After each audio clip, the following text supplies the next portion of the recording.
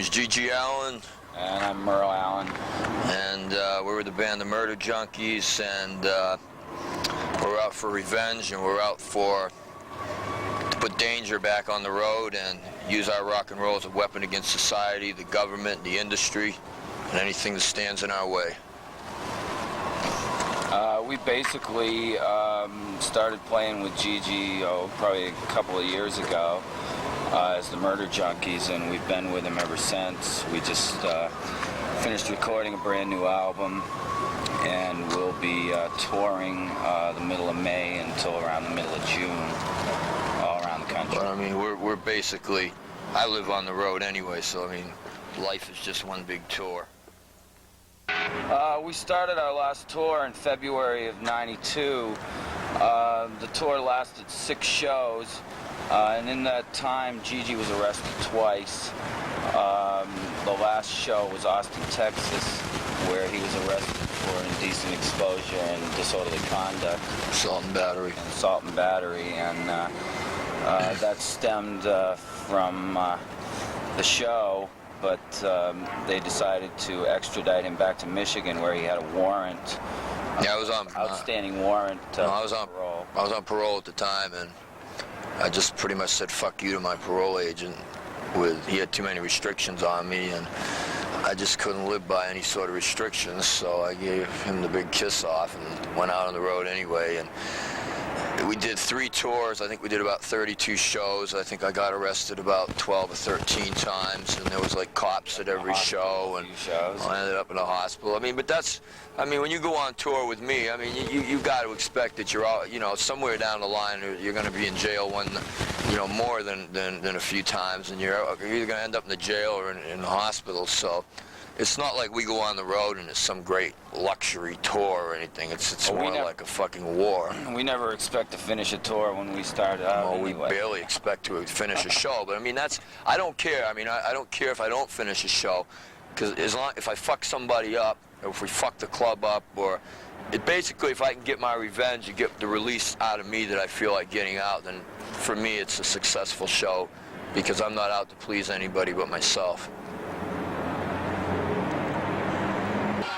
Well, we grew up in New Hampshire, and being as we're brothers, we tend, there were a lot of times that we were quite apart from one another, because I've always been the type of individual who never really liked to be around people anyway, family or anything. I've always been alone. I've always been that sort of one-man army. Really hated people a lot. So, but we hung out a lot with each other because we really didn't have that many friends, and nobody else really understood what we wanted to do. So basically we never wanted to work, and music was like our revenge. And so what we would do is we would just steal or break into houses or sell drugs or whatever we could do to make any kind of money at all. And it was easy. We never got, well, we almost got caught a few times. Got a few times, but it didn't matter, because I mean, it's just pretty much the way I feel now. I think violence is a very important thing, and I think if you want something, that you just got to take it. And I don't have time to waste on, submitting a piece of paper or going to a protest rally. If I want something, I can just fucking take it, or I can, hold you up or stick a gun in your face or whatever I got to do, and that's pretty much what we do on stage as well. I mean, I've had people on stage. I've held hostages on stage. I had a girl one time at knife point. I had a knife to her throat, and then I one time, I think in Connecticut, there was like a whole lot of these people that didn't want to pay to get in. It was this real preppy type of college. It really sucked. So we let them all in, and they thought, wow, well, we're getting into the show for free. And then I went out and beat the shit out of them and stole their money anyway. So